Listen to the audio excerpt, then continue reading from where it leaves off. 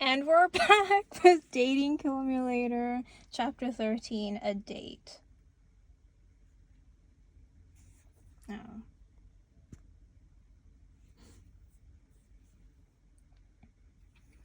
On November 17th, after many months fighting in the hospital, Caleb stopped breathing. On the 18th, the wake was held, 24 hours before the flight to Paris.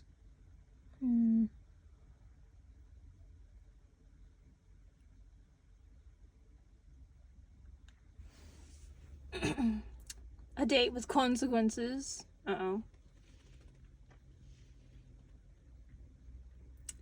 Abel. Hey, I'm just saying it's a bit ironic that Cain is here. I mean, the guy killed practically the entire family. Don't act as if you weren't in it, either. Abel shrugs. At the end of the day, it was G. McGurder the one who chose.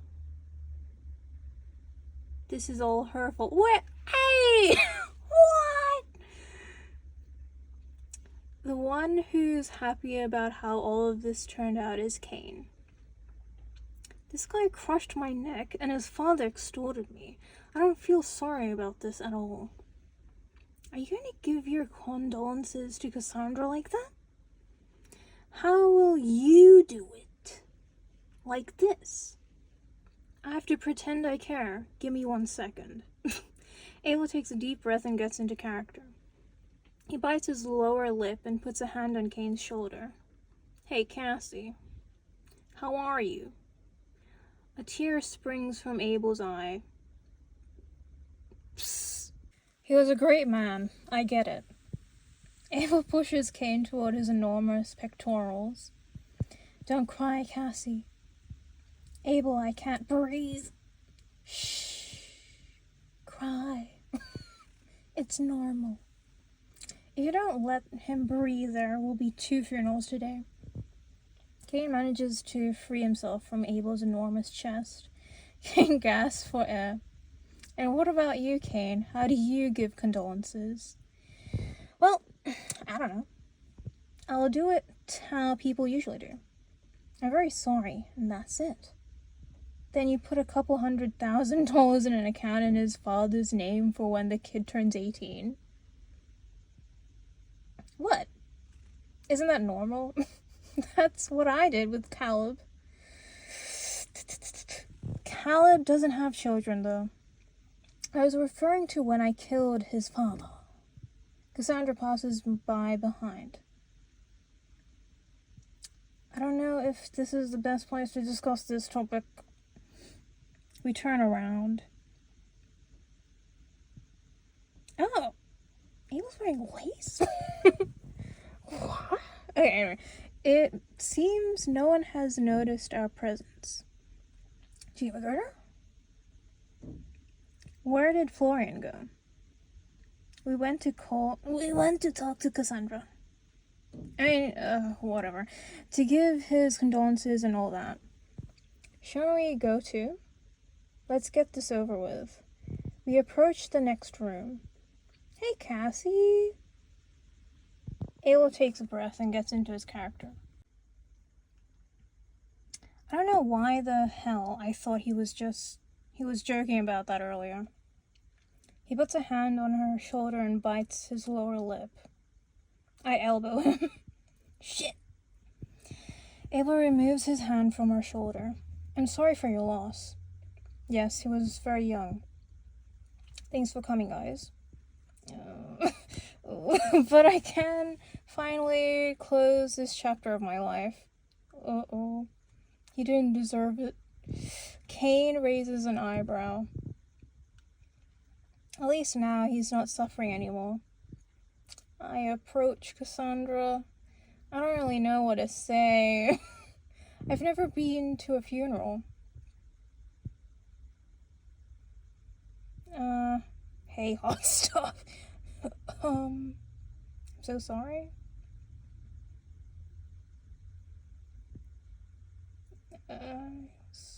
Dang, okay. He was a really good guy.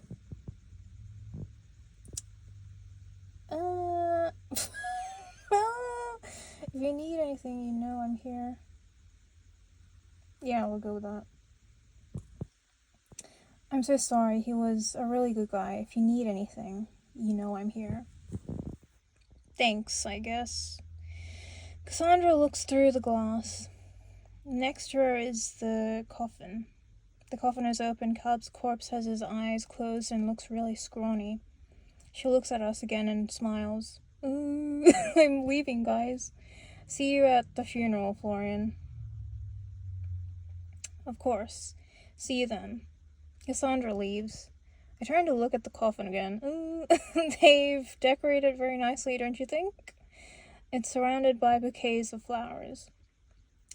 On one of them, there's a giant sign that says Montgomery Industries. I look at Kane. Maybe you didn't need to put such a big sign. I don't have anything to do with any flowers. Giuseppe handles those matters. And the sign? The sign was my thing. Florian lets out a deep sigh. What are you guys doing here? We came to make up numbers. An old lady stumbles on Abel. Are you okay? Abel catches her so she doesn't fall. The lady looks up and her eyes light up when she sees him. The lady starts to cry. Angel Gabriel? No, I'm Abel. I knew I was in heaven. I'm so sorry about what your brother Cain did to you. Cain looks at Abel and then at the lady. Brother? Him? The lady now directs her gaze toward Cain. Wasn't Cain white? Ma'am, I don't know if races have a place in heaven. I was hoping those of your kind wouldn't either. We're both disappointed. The lady makes the sign of the cross, takes the opportunity to feel Abel's arm one last time and leaves. Well, how long are you planning to stay here with Caleb, Florian? It's a bit macabre. Oh my god. Macabre to talk next to a dead person. That's a bit dramatic. Well, Cain and I are going to have breakfast. We'll see you at the funeral. Abel and Cain leave. In the background, I hear them talking. In the distance, don't get mad, little brother. Aren't you leaving with them? We'll see each other at the funeral. It's just that I've seen you here and you know I love to bother you. I got the feeling you were lost in thought. Don't you think that's very typical coming from me? And what were you thinking about? At moments like these, it's hard to think about anything other than death. When my parents died, the first thing I thought was that sooner or later it would be my turn. His parents died. I'm so sorry, Florian. Did it happen recently? No, it was a long time ago. Didn't you tell me they didn't talk to each other? Yeah, sure, Florian. Florian, you're hiding something, aren't you? But I don't understand. Didn't you tell me you didn't talk to your parents at the consultation? I'm a guy who thinks talking to a grave is useless. I already told you it was a complicated relationship. It doesn't make any sense. First you tell me you don't talk to them, that you barely see your mother, and now they're dead. Florian looks to the right. Hey, I'm here. You must have remembered it wrong. That or you didn't understand me.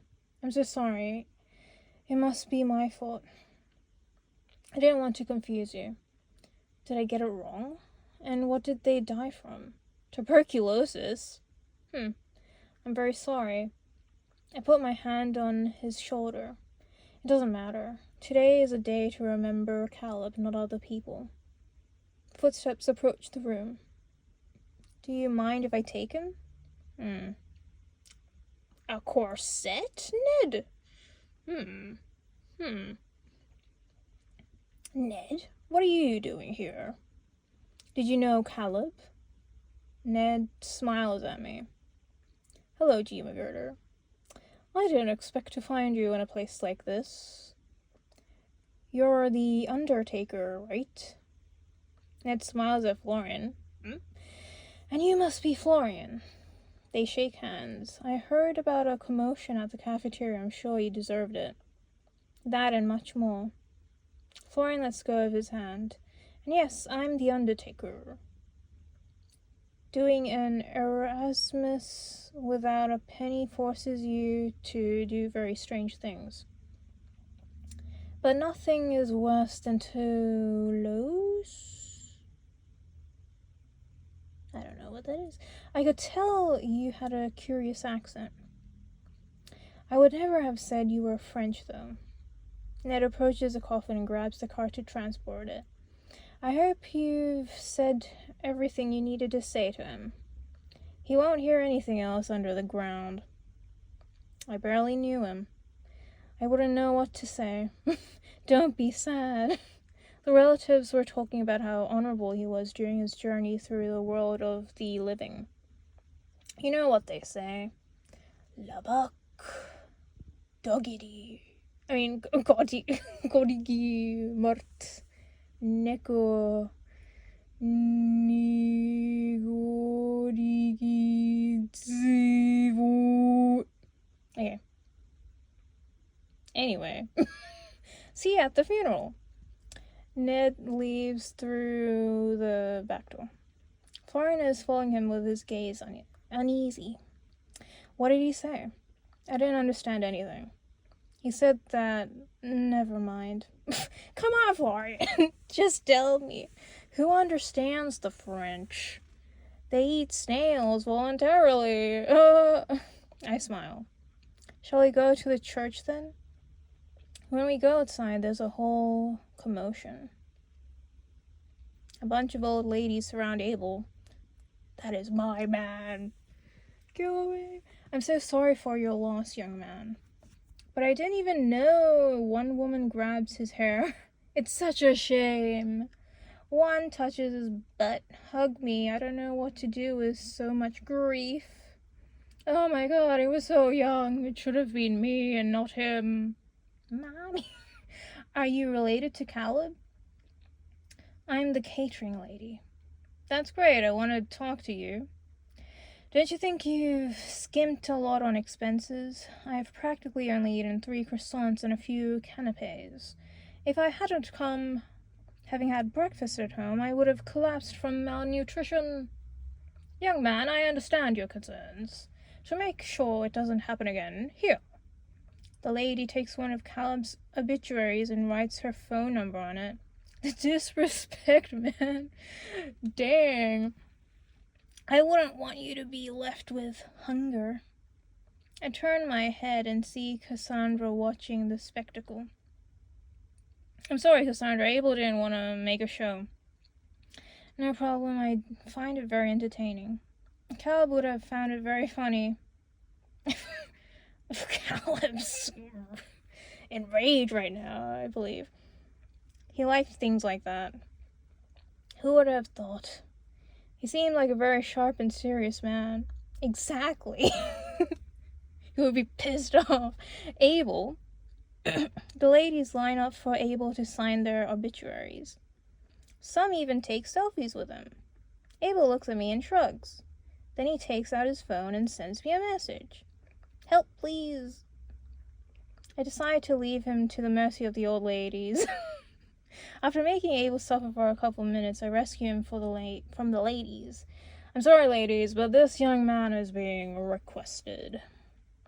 I accompany Abel to the church. Behind us, we have Cain, and a few meters behind, Florian. We're in front of the church. It's small, but it does the job. People are entering, but since there is still half an hour left, it's not completely full. I look around and see there is no one within a couple of meters. Abel adjusts his suit. I see him a bit reluctant to enter. He's usually very confident in situations like these. Abel? He doesn't answer. Abel? Yes. Everything okay, Giorgio? That's what I should be asking you. Are you okay? I don't really like churches. They usually go for shitty reasons. Like when someone dies or the priest touches you. That was a good one. Actually, I think it's been 18 years since I've set foot in one. Since his family died. He was very young. It's normal for him to have a very traumatic memory of it. I don't know if this will help in any way, but I get close to him so no one hears us. I brought this. I opened my bag. Did you bring me a switcher too? I thought you'd get bored. Isn't it kind of blasphemy to play in a church? Abel, you kill people, dude. Do you have Smash Bros? I nod. Abel takes the switcher too from me, happy. He comes close and gives me a kiss on the cheek. You know me so well. Well, let's go in. Kane enters the building right in front of us. He turns around with a joking expression, but accidentally trips on a step in a very pathetic way. Ah! The people around turn to him. I'm sorry. Is Kane sick? Or is it like demon possession? I'm sorry. Kane takes out his phone to play it cool. Abel sent me a nude. Abel? That's not true. Abel appears from behind. Nobody reacts to my news like that. Look. Abel opens his phone and sends a message. Next to me, Florian takes out his phone and automatically turns red. Abel, don't send me this crap. Yeah, what the hell, Abel? Look how red he got. How cute. Shh. A lady tells us to be quiet. Boys, we're in a church. Behave. Let's sit down. Florian stops me. You haven't blessed yourselves. I showered at home. Trust me, half the church isn't half as blessed as I am. Come on, it doesn't cost you anything. Florian is right. Ah. Okay. Oh. We're soaked and blessed. Very well, and now what do we do? Should we sit somewhere? This will fill up, and I don't want to be in the front row. Right. Let's sit in the second to last row. The biggest cries are in the first 3 rows, and I don't want anything to do with them. The second to last is fine with me. We sit down. Kane? Kane ignores him. Kane? Kane, don't make me say it again. Kane keeps ignoring him. Abel sucks his finger and puts it in his ear. Ah, God, fuck. Who was the motherfucker? People trying to see the commotion. Kane makes the sign of the cross. Amen. What the hell is wrong with you? It's just that if you ignore me, I get jealous. Hey, how much money do I need to bet on for you to go confess something stupid to the priest? You don't have enough money. From 1 to 10, Kane. If we say the same number, you have to do it. Or you will be a coward. Kane signs. Pfft, fine. Lucky number 3? Holy crap! Don't blaspheme anymore, or it'll take you longer to confess. We both watch as Kane gets up, sighing, and heads to the inside of the booth. All 3 of us watch him curiously from the benches. Will he do it?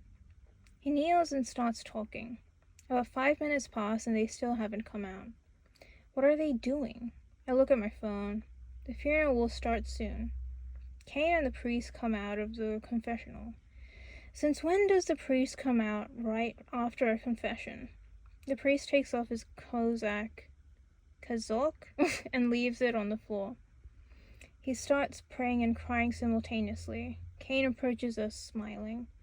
He told me that if I visit the church about 4 times and pray our Father, everything will be solved. I have heaven confirmed, people. Kane pushes the other 2 aside and sits next to me. The choir starts playing and they make us all stand up. Abel puts down the switcher too for a second. I don't know what to do in these kind of situations. Just do what the others do. Ned enters with the coffin and places it at the front of the church. Once he places the coffin, he heads to one end of the church. He greets me with a nod. Now people greet each other at funerals? This guy has no respect at all, don't you think? Abel keeps playing on the switcher too. The ceremony continues. Caleb's third cousin goes up to the altar. He approaches the microphone and clears his throat. Last night, I dreamed about him. He was on a beach looking at the horizon. He told me everything was okay. That he didn't suffer when he died. Cain lets out a mocking laugh under his breath. That he had left in peace. Abel and Cain start cracking up. Could you be more obvious, guys? That he never regretted anything. Abel starts crying from trying to hold back the laughter. Guys, quiet down a bit. This is a funeral. Abel takes a breath and tries to get serious. When it seems he's managed to, he looks at Cain's mocking face and laughs again. Someone from the front row shushes us. Thank God it seems only they heard us. For a few seconds I worry about Florian and turn my head to him. He's completely serene. Caleb's third cousin's son continues with his speech. In the middle of the speech he starts crying. He told me that he loved me very much, that he was leaving me his Ford Fiesta, so that I could enjoy it as much as he did. The front rows laugh. It seems like a family joke. You don't scold them now, do you? What an asshole. Anyway, fly high, brother. The world has lost a man, but heaven has gained an angel. He goes down and sits next to other relatives. The priest approaches the lectern. Now, philanthropist Cain Montgomery will speak representing the Retired Police Officers Association. This guy sure has his nose in everything. Cain lets out a sigh and stands up. Abel puts away the switcher too and gets comfortable to listen to Cain's spectacle. On his way to the lectern, he shakes Cassandra's hand. He arrives at the lectern. Dear Icanians, today we pay tribute to the great life of a police officer who left us too soon. Florian leans in to tell me something.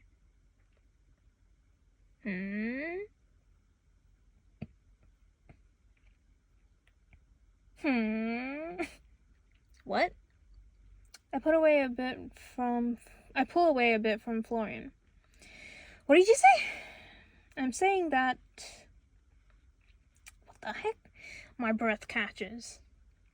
Did I get that right? I didn't get anything. Florian looks at me smiling. Just breathe. We can talk about it when we're back from Paris. I turn my head back to watch Cain's speech. There's something about funerals that just makes me think about life. Maybe I imagined it all? I already have a record for these things. I look discreetly to my side. Abel covers his face with one hand. Psst. Are you crying? No. I hand him a tissue. He takes it. I tune back into Cain's speech, and as you well know, I didn't know Caleb personally, but I had a close relationship with his father, who unfortunately has left us a few years ago. I can't help but think they were like two peas in a pod. So brave, just, and capable. Today we're the ones who mourn his loss, but Icania will mourn him forever. The value they brought to the city can never be equaled again. He's left behind a mother, a partner, and a city. Caleb, wherever you are, I hope you see how much they love you. Everyone's crying, mostly Abel.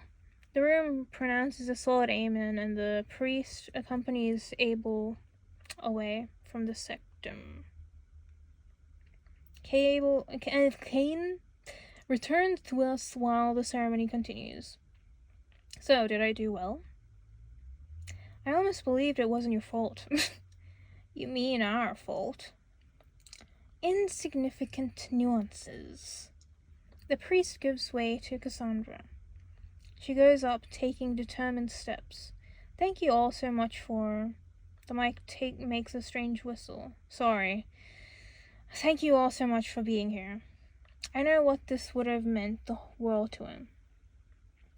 Although he always said he'd prefer they burn his body and throw it wherever. He was like that. He always did what he wanted. He followed senseless leads and came back at 3 a.m, tired but happy. He didn't like following the rules, despite pursuing justice with a drive that always left me amazed. The only way to make him stay still was by making him a bowl of asparagus cream. And we all know I'm not the greatest cook alive.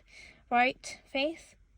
The family laughs. Cassandra turns to look at Caleb's coffin. I'm sure the suffering left him affected. Now he rests. Oh. And no one can hurt him anymore. She smiles. Thank you all so much for being here. The priest stands up with the body of Christ and his blood. After reading a few verses, people stand up to go take communion. Stand up to take communion. What? Where are we going? We're going to get the body of Christ. And how do we do that? They signal me to follow them. We get in a line. I'm between Abel and Cain. When it's my turn, the priest gives me a piece of it. I eat it. It tastes like nothing, and it's stuck to the roof of my mouth. People whisper among themselves, "Sweet." Apparently Emily is also at this funeral. Someone asks her to turn off her phone. We all return to our place. And now what? Now we'll have a quick mass and we'll all get back home. To pack suitcases. With all the mess, I'd forgotten that tomorrow I have to get up at 4 to catch a flight. Okay. Sugar crush! They send Emily out of the church. The priest continues during the ceremony. I try very hard not to sneeze at one point. When it ends, we all go outside. People go by to give their condolences to Caleb's family. Yeah?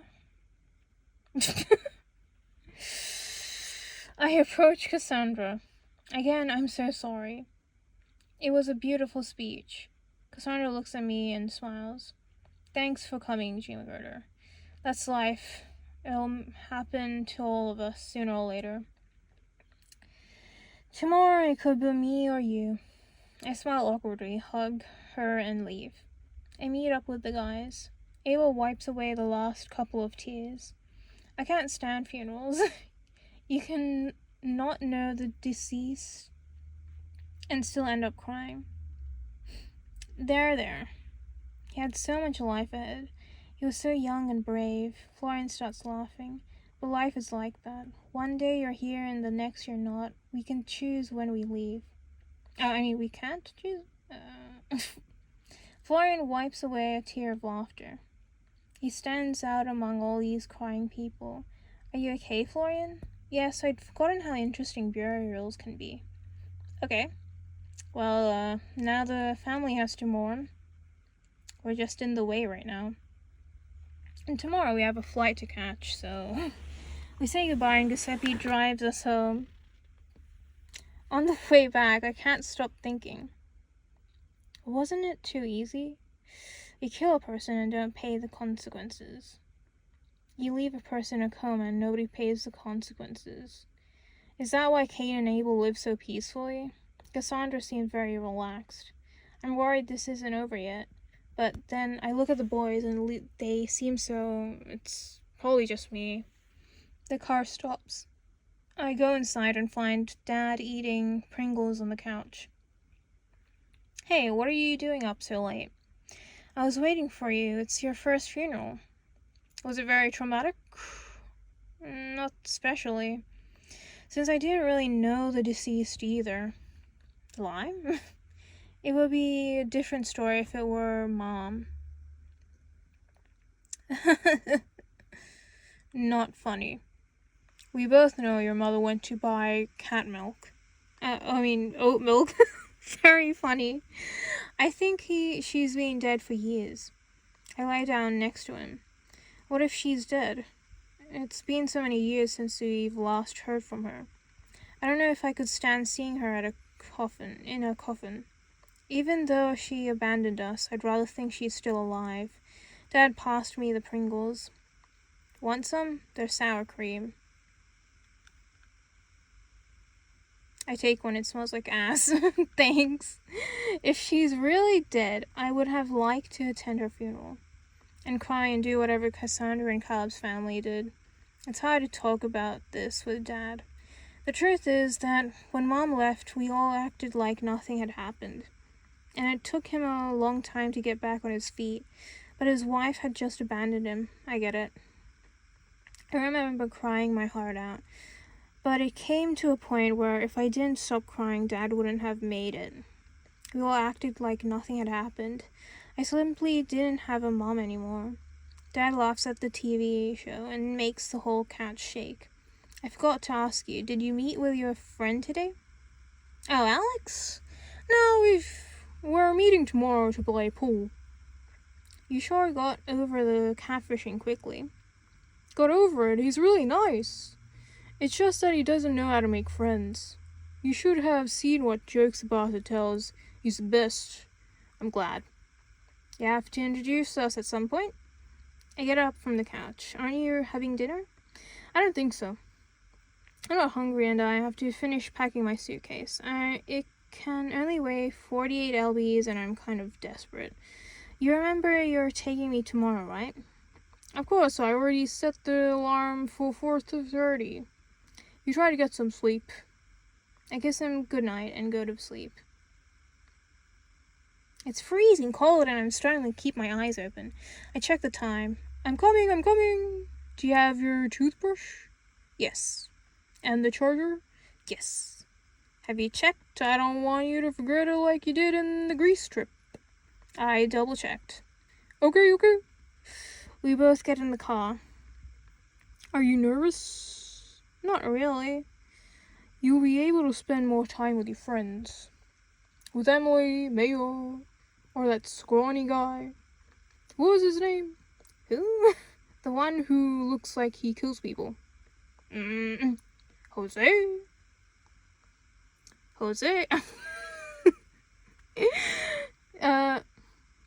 Don't worry about him or Emily. We haven't talked in a while. He hits the steering wheel. I told you Emily didn't seem like good people. Did I tell you or not?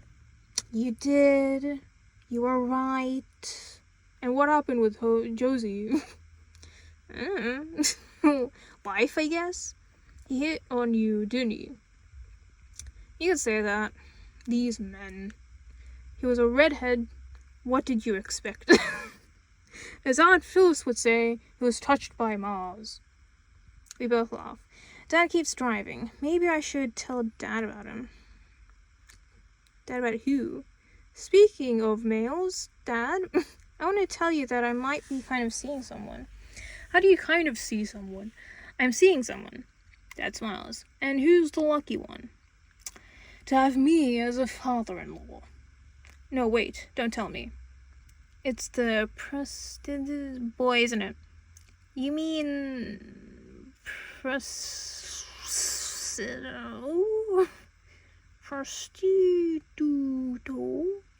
Exactly, if you understand me, why do you correct me? Yes, that's him. It was obvious. You only had to see the way he looked at you. Like you were Pamela Anderson. Like I was who? Come on, Pamela Anderson. She was on Baywatch. She was the sex symbol of my time. I look at him confused. How can you not know her? Who raised you? You? Good point.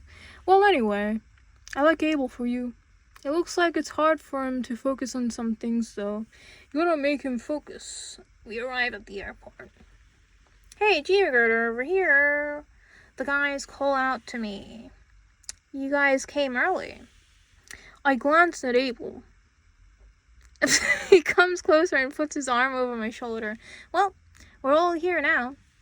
With his arm, he pulls me closer to him. Kane takes out a notebook and writes down my name. You may start boarding then.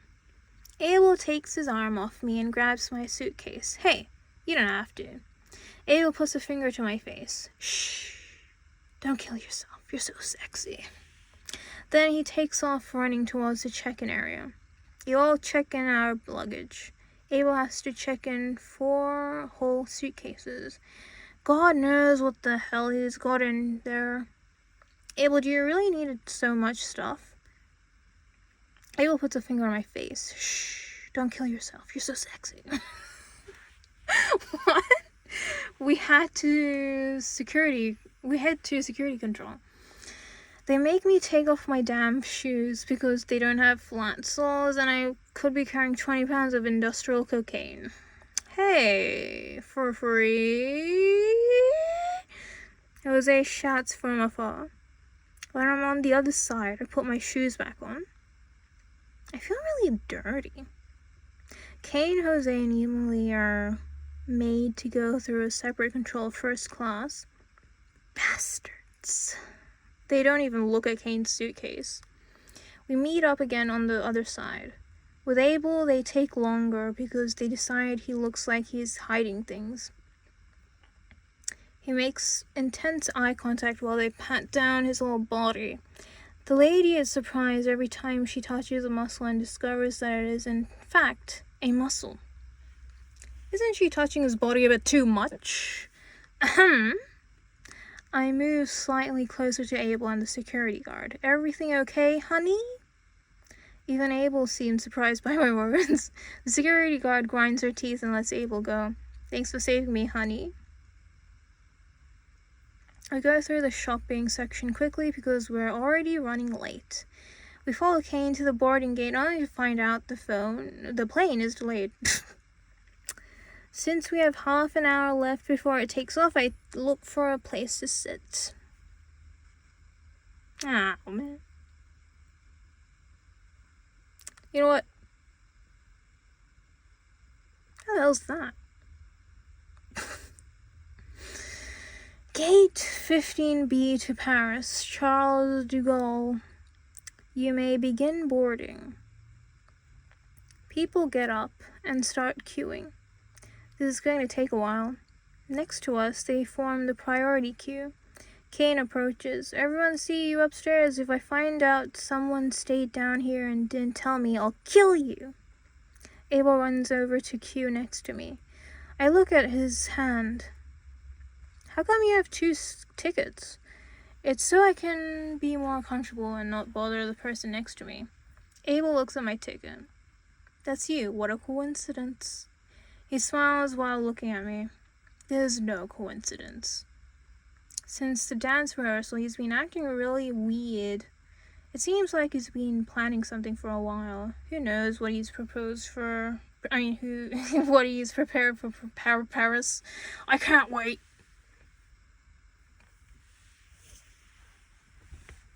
I hear footsteps approaching from far away.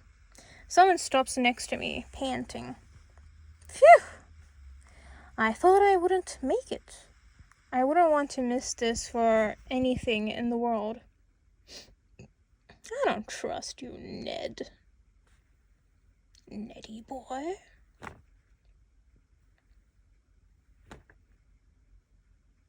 Where am I? Ah, okay.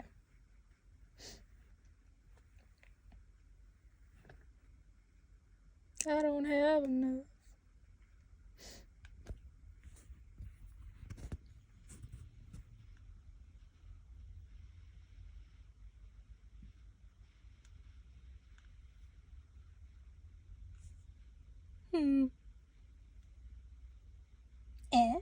Not now. What? Okay, well that was chapter 13. Dating Killmulator. Yeah, okay, bye.